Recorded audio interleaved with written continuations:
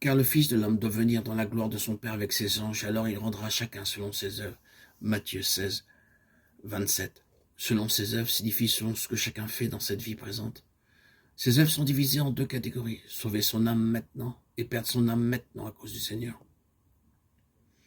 Il rendra chacun selon ses œuvres. Signifie qu'à celui qui sauve son âme maintenant, le Seigneur fera qu'il la perde, et à celui qui perd son âme maintenant, à cause de lui, il fera qu'il la trouve. Et quand ceci arrivera-t-il? Au moment de sa venue.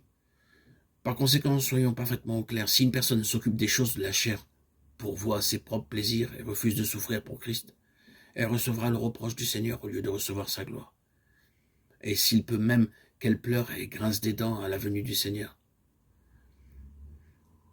Mais si elle est disposée à renoncer à ses droits, à être entièrement séparée du monde et à être fidèlement obéissante à la volonté de Dieu, elle sera alors louée par le Seigneur et jouira de la joie du Seigneur pour la pleine satisfaction de son cœur. La venue du Seigneur et sa récompense se rapportent spécialement au fait de régner avec lui dans le royaume.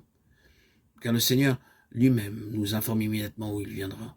Dans ce passage, Matthieu 16, verset 28, il affirme que le Fils de l'homme viendra dans son règne. Ce que le Seigneur Jésus veut nous dire, c'est quand il reviendra pour régner 1000 ans sur la terre, certains croyants régneront avec lui, tandis que d'autres ne régneront pas. En conséquence, le point essentiel de ce passage est la division en deux classes, des disciples qui ont cru dans le Seigneur et qui possèdent la vie éternelle.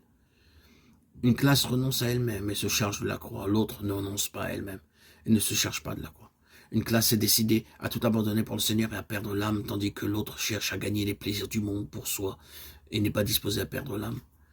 Un disciple de Christ est quelqu'un que le Seigneur a séparé des pécheurs. Et il va encore séparer, cette fois-ci le disciple qui renonce à lui-même, de celui qui ne renonce pas à lui-même. Nous devons savoir que notre position future dans le royaume est décidée aujourd'hui par nos actions. Tout ce que signifie gain aujourd'hui sera la signification du gain futur. Tout ce qu'aujourd'hui signifie perte sera la signification de perte demain.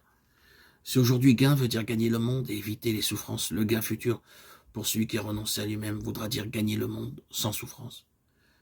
Si aujourd'hui perte signifie abandonner le monde et ne pas suivre la volonté propre, alors la perte future pour celui qui n'a pas renoncé à lui-même signifiera perdre le monde et ne pas obtenir ce qu'il désire. C'est ceci que le Seigneur veut dire, que tous ceux qui sont satisfaits par le monde aujourd'hui perdront la position de régner avec lui dans le futur. Par conséquent, le salut de l'âme est totalement différent de ce que communément nous connaissons comme le salut de l'esprit, qui signifie avoir la vie éternelle. Comment est sauvé l'esprit? Ce qui est né de l'esprit est esprit, Jean 3,16.